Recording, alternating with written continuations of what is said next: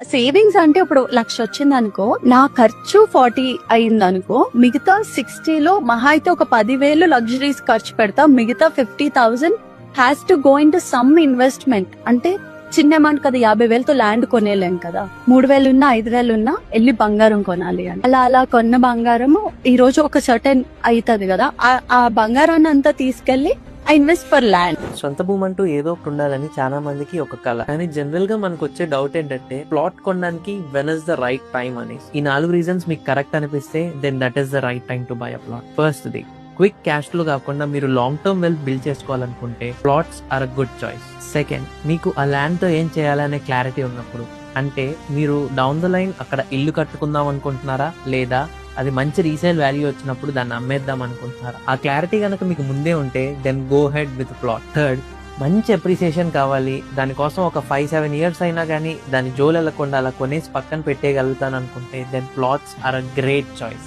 Fourth, మీరు తీసుకుందాం అనుకుంటున్న ఏరియాలో డెవలప్మెంట్స్ బాగున్నా, లేకపోతే ఏదైనా కొత్త రోడ్స్ లేకపోతే ఇండస్ట్రియల్ పార్క్స్ ఇట్లాంటి ఏమైనా వస్తున్నా ఆలోచించకుండా అలాంటి చోట్లలో భూమి తీసుకోవచ్చు. ల్యాండ్ ఎక్కడున్నా అప్రిషియేట్ అవుతుంది, కానీ సరైన చోట తీసుకోవటం వల్ల మీ రిటర్న్స్ అనేవి మల్టిప్లై అవుతూ ఉంటాయి. సో తీసుకునే ముందు ఆలోచించి తీసుకోండి.